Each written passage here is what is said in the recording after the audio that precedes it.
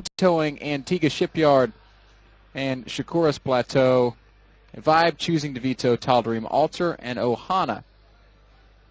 Our 3 maps today will be Cloud Kingdom, Daybreak, and Entombed Valley in that order, if there is the need for a third game. Now, ViBE and VortiX are guys that we both have some pretty good familiarity with. ViBE certainly has, we've seen a lot of his play both in the North American Star League and around the world. We got to cast his run through the North American finals as well as through the American finals, Kev. That is correct, man. At least you at the American finals. I wasn't there. But we casted a lot of his ZvZs, and I think his ZvZ is pretty straightforward in general. He loves to be slightly aggressive early on, but after that it's kind of passive play, and he just tries to max out on Roach Hydra. That is the ViBE we know. Of course, he's going to add in Infestors every now and then as well. VortiX, Ben, the games I've seen of him, he likes to switch it up a little bit more. We might see him being over-aggressive every now and then, might throw out a really early pool, like he is saving up quite some minerals now already. Yeah, he's going to be starting it off crazy. Kev, maybe we should take just a quick second to get the game timer pulled up before before the action really heats up, as I know everybody at home is going to want to see that. So it will be the 9 pool coming here out of VortiX, and ViBE is the guy that's going to have to sit back and try to defend it. I think this is a pretty smart play from VortiX. ViBE's a guy that traditionally likes to go hatch first, so the early spawning pool is a great way to punish that. I hesitate to use the word build order loss, because Zerg players have gotten fantastic with their ability to micro drones and to just buy times for their own spawning pools to finish. But this is definitely something that should go to, well, if ViBE had gone hatch first, but instead we see him dropping, I think that was a 14 pool. That is correct, 14 pool it is for ViBE. That's going to help him out a lot. He's still unaware of the early pool of VortiX, but he's going to be able to see it quite soon. This Overlord's making its way over. 6 links are in production right now, but with the 14 pool, ViBE is going to be so much more safe than he would have been with hatch first. So basically, Ben, this is shaping up to be quite okay for ViBE. This should be a great start for ViBE. This is a really weird build that we're seeing out of ViBE. 15 pool, 15 hatch is pretty common in ZvZ, but it's very seldom that you see 14 pool, 16 hatch. That's much more seen in Zerg versus Protoss. ViBE does spot these first links coming out, and he's going to be in great shape, Kev. He's got, how much larva is he working on right now? There are more and more links, by the way, on the way. He did not just stop at 8 links. He's going to be up to all the way to 10 links, and now we do see VortiX dropping the expand as well. Do you think he's going to be able to force a cancel on the hatch? Maybe. I want to believe that ViBE can stop it, though. He does have his own links popping out. He just has to buy himself time until he can get enough Zerglings out on the map. This hatchery is going to take a lot of damage, though, and as you already pointed out, Kevin, that is a big commitment to Zergling. ViBE's own links just now showing up. He's going to bring drones as well. Very smart play by ViBE. Only 4 links right now for ViBE, though. He's going to need to buy a little bit more time for himself before he ends up losing a lot of drones. 6 lings now and 4 drones. Drones have more hit points than Zerglings, so they're great at tanking some of this ling damage. Here comes the big fight, and it looks like it goes pretty okay for VortiX as he chases away all of ViBE's units and goes back to work on that hatchery. If this hatchery falls, ViBE's going to be in huge trouble. The early aggression from VortiX appearing to be paying off. ViBE already lost a lot of mining time. He's lost a worker or 2. And he still is at a big, another drone falling. He's still at a big worker and Zergling disadvantage. VortiX actually having more drones right now than ViBE, and ViBE is still not out of the woods, even though now the Queen is joining in, and now with this Queen, ViBE will finally stabilize. But that took quite a while, and VortiX did overtake him in the worker lead. And above all, it's always scary to have your hatchery and natural being that low on HP, because before you know it, it can get sniped. There's so many different ways that VortiX could follow this up, Kevin. He could just turn right around and do some Zergling Baneling aggression.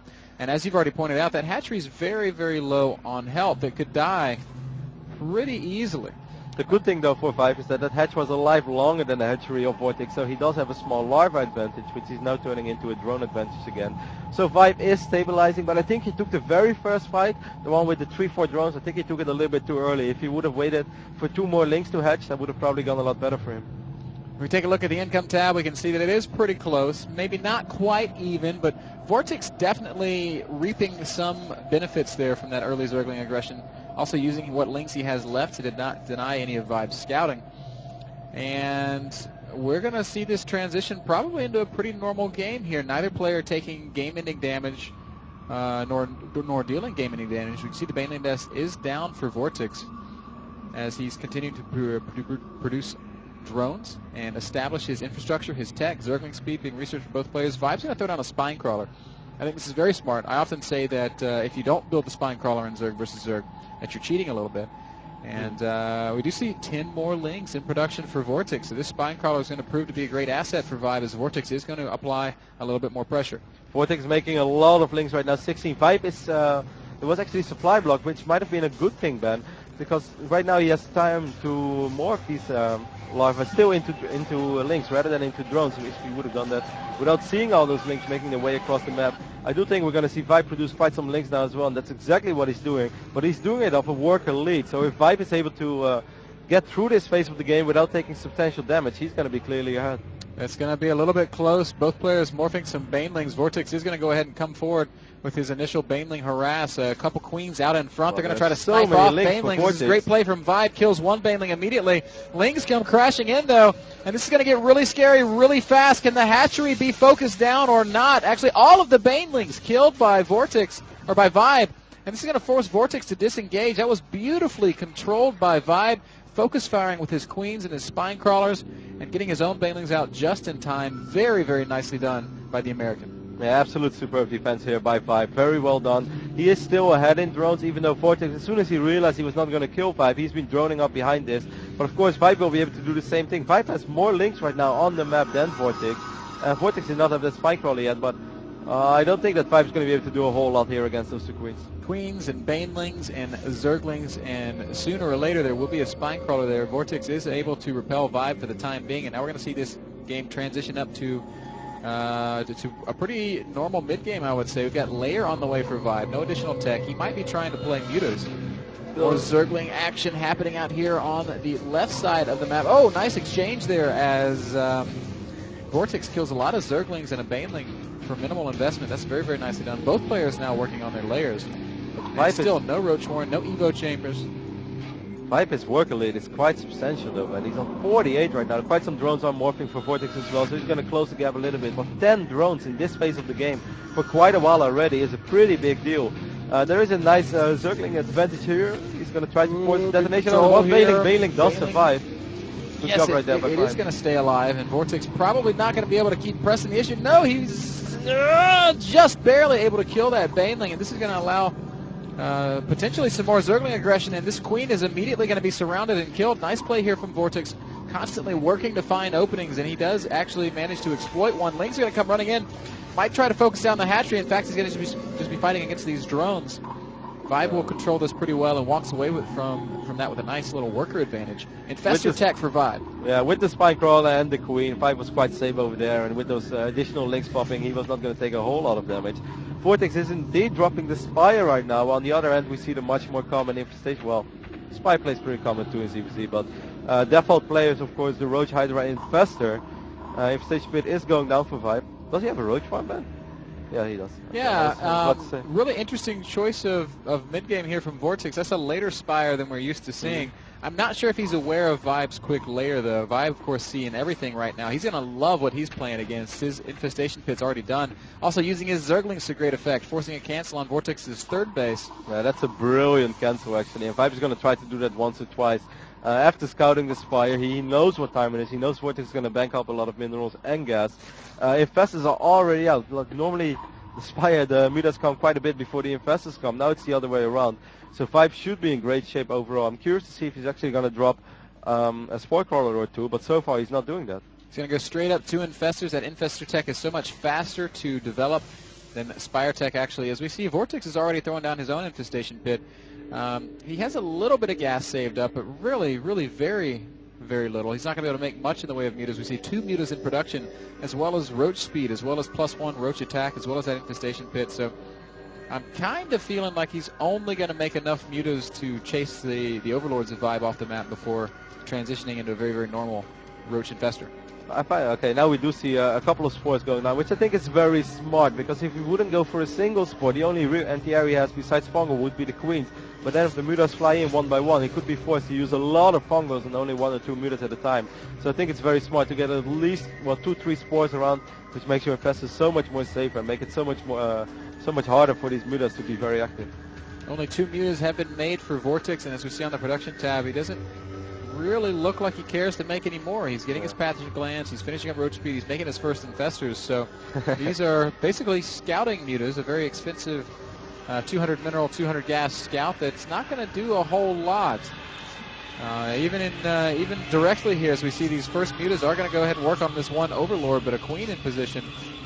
Well, and a nice transfuse. Well. ViBE just showing off there. Doesn't take any real damage. Chases the mutalisks away. I love how active ViBE still is with his overseer. I believe he actually lost one of his overseers, but this is the second one. He wants to know what's going on, and I think he's able to push it together right now. That VortiX is not committing to these mutas anymore.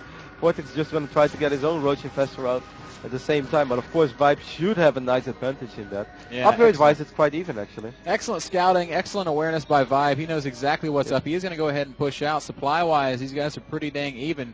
13 roaches against 7. Advantage is in ViBE's favor. He does have a big advantage in the infestor count as well, Kev. ViBE does have to be careful, though. Yes, he has an advantage, but it's not a massive army advantage. And if he attacks right now, we all know that attacking can be hard in ZvZ if the fungals land well for VortiX. Whoa, good fungals on both sides. And now the infested Terrans are going to come down.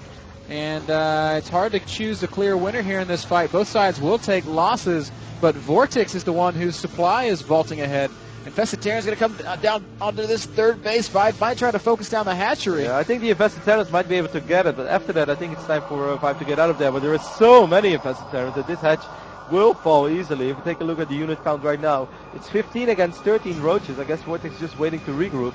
Yeah, a couple of roaches are going to be killed as they spawn there, and that's a great attack by ViBE. Yep. As you pointed out, Kevin, it can be very difficult to attack in ZvZ, but ViBE finding an opening, making it work. Smart use to go for the Infested Terrans rather than fungal, no? Yeah, there's a very, very good play there by ViBE. I guess taking advantage of his position, he was close enough to the third base that he could use the Infested Terrans to force VortiX back and ultimately to kill that hatchery. So ViBE does a good job of really asserting his mid-game advantage here. Now he's at 163 supply to 140. Both players even on drones. Both players transitioning into Hydralisk tech. So a very, very normal ZvZ as it's gone through every phase. Zergling, Baneling, Muta, and now we're into Infestor and ultimately moving up to that Hydratech. Nice supply lead for ViBE. ViBE just basically ahead in everything. VortiX knows he has to make something happen, so he's going to go up to 4 bases right now. But I think as soon as ViBE is going to max out, ViBE is going to make another attack, and it's going to be so hard for VortiX to hold. They're surprisingly even in upgrades throughout the entire game. While they took such different routes to where they are right now, it's kind of funny how even the upgrades line up. Yeah, I think both players showing just a fantastic understanding of the matchup. Their timings are very crisp in spite of the fact that they did initially take different tech paths. ViBE, though, has a huge army right now, nearly a 30 supply army lead. And he wants to make something happen here. He is pushing out. VortiX should see this, I think, as ViBE did walk right past this Overlord. 6 against 5 infestors. Nice spread over here by VortiX. It's going to be kind of hard for ViBE to engage, but ViBE is a much bigger army. He's going to send a lot of roaches, I think, to the natural of VortiX. Right on the same moment, VortiX is going to try to engage a big fight over here. And we are going to see some huge fungals going down on both sides. ViBE's Hydra's showing up. Unfortunately, ViBE has a lot of burrowed infestors that are not in this fight, but his concave is just fantastic at the top of this ramp, and VortiX cannot fight there. ViBE using those burrowed infestors to once more drop infested Terrans at the third expansion, and VortiX may once again lose that base. ViBE will barrel down on this fourth as well, and he's going to win the ground fight. GG's going to get called, and ViBE is going to take game number 1 in this best of 3. Really solid game by ViBE. I think he did almost everything right from the start. He handled the aggression so well. Maybe in the very early on he took one fight slightly too early and lost a few drones, but I think after